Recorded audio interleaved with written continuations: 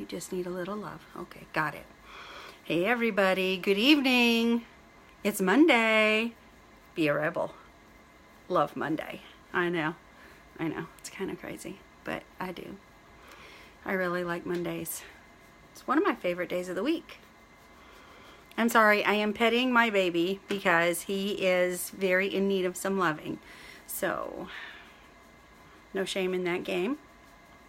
Waiting to see if anybody pops on. It's Monday evening, so you know they're recovering from Monday.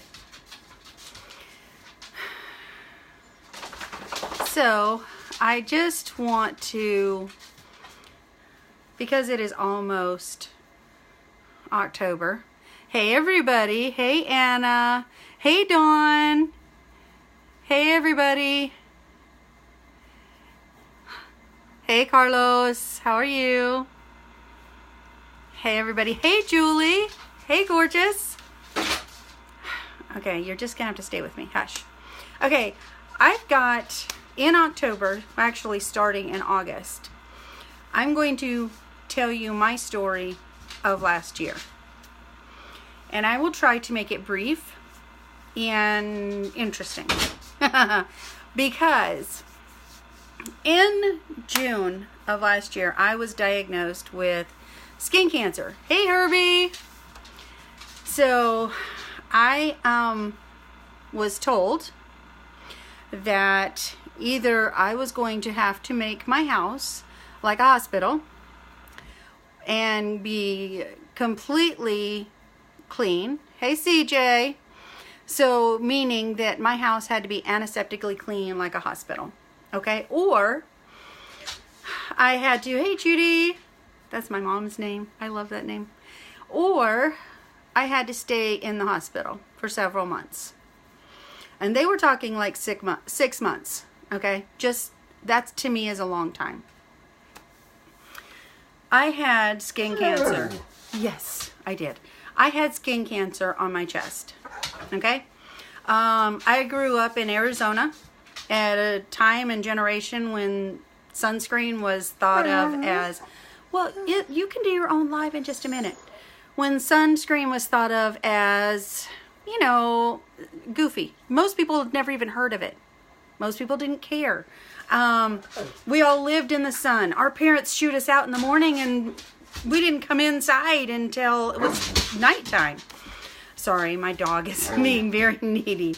But anyway, so, I mean, that's just the area that we grew up. That's the age that we grew up. Or he didn't grow up in that area, sorry. Okay, so to be told now that I had skin cancer was a little bit terrifying. Hey, John. Hey, everybody. So, anyway, it was a little bit scary. And to be told that it uncovered my neck, my chest, and the entire chest was a little bit scary. And so, hey Beverly. So anyway, I was told that this skin cancer covered my whole chest. And it was terrifying. And the thought of having to make my house antiseptically clean like a hospital, oh good Lord, was just terrifying. I don't know what's going on. So anyway, we did it, which also meant I had to quit work. We cleaned the whole house from top to bottom. We cleaned the ceilings, we cleaned the floors, we moved all the furniture, vacuumed and washed and scrubbed and bleached everything in this house, including the animals. Had to make sure that anyone who came in and out of this house was completely Lysoled, had their hands scrubbed, their clothes had to be Lysoled, antibacterial soap was bought for front and back doors. It was kept clean. If the dogs went out, which I have dogs, they had to be cleaned before they could come back in the house. And I don't mean like I wash them every time, because you can't do that to them, but I did have to really take care of them. So anyway, so in honor of that, what I went through was very, very dramatic. I am going to show you what I can of a picture. And this was actually at the end stage. It was at the actual end stage of what I went through. So, bear with me for a minute. Be patient, please. This is on my computer.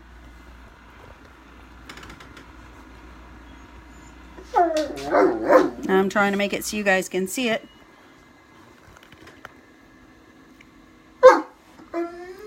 Okay. That actually was towards the end of the cycle that I went through. That was not at the beginning. That was actually after I had gotten the transfer factor and was actually starting to cool off, is what it was called. Because I will post some pictures later to go with this live. But it was really quite graphic. So anyway, so I'm going to let everybody know. I was in December, and it was very, very bad. I mean, it got so bad at one point I thought I was going to have to be hospitalized because it was just too painful to live with. It looked like someone had taken hot grease and poured it on my chest. So, a friend of mine, who is a very dear friend of mine, he got a hold of it and found it and saw me, and I found him, and I was like, oh my gosh, I don't know what you do, but I think you're amazing. And so he said, well, tell me about your story. So I told him what was going on with me. And so he said, hey, I have something that will help you. And I was like, okay. And the reason I said it was just like, okay, is because people on Facebook were reaching out to me like almost on the daily with things to help me, because everybody could see what kind of pain I was in and what kind of pain I was going through. So anyway, it was, you know, I was kind of skeptical, to be honest. And he said, just try it. And I said, okay. So I tried it. And this is not the bottle that I used, but this is what I take now. And I was like, okay. Because on the upside, when I was getting well, the chemotherapy that I was on was actually, it had destroyed my immune system. Like taken my immune system all the way down to where it was literally nothing. If I walked outside, I got sick. Like the first Sunday after I was cleared, I went to a meeting for about an hour and a half, 2 hours. I came home, and within a day, the very next day, I went to the doctor's office and I had pneumonia. And then I had bronchitis. And then I had a virus. And I was like, oh my goodness, every time I stepped outside, I was getting very sick. And I mean, it would take me weeks to recover. I mean, before I was even over one thing, I was on another thing. And I was like very, very sick. My immune system was shot. So taking the transfer factor helped not only my cancer to heal, and I will post some pictures and they will have my face so that you can see that it is definitely me, but it helped my cancer to go away. It helped it to heal. And I was so excited because it also helped me so that I could get back on my feet and get well, so that I didn't have to, every time I stepped out of my door, run to the doctor's office in 2 days because I was sick with a virus, or had to be hospitalized because now again I'm sick with a virus or pneumonia or flu or, you know, who knows what. So I just wanted to let you know that in honor of my anniversary of having cancer, I was doing this live and telling you my story. And it's kind of scary to tell my story. It's kind of nerve-wracking to tell my story because honestly, it's not so much telling it, it's showing you the pictures. Because the pictures are really, I don't know, they're more deeply, it shows you more what I went through. Because you can say one thing, but seeing it is a whole different ballgame. It got to the point where I couldn't sleep, had no appetite, because when you're doing the chemo, you're pretty sick anyway. So, you know, but it was a time in my life that was very scary and very, well, there was a lot to it. But I wanted to just show you, and I will show you more of these pictures, what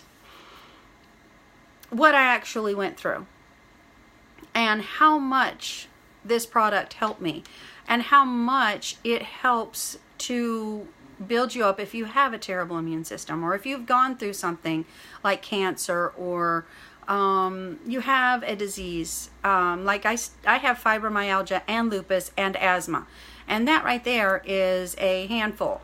So all three of those attack your immune system, and you are very susceptible to anything. And I know that my friends take it. My friend who has diabetes, she's actually been taking it to help her with her illnesses, her diabetes, and with a couple of other things that she has. So if you have a serious illness, or you just go in public and you, hey Linda, hey April. So if you just go in public and you go to the grocery store, or you go out in anywhere now, you can get illnesses just because, well, you know, it's flu season already. And who wants to be sick? We know that November's coming up. We all have got our plans and our ideas, what we're doing the rest of this year. Who wants to schedule in sickness as one of those things? It doesn't have to be. So contact me and let me know. All right, love you guys.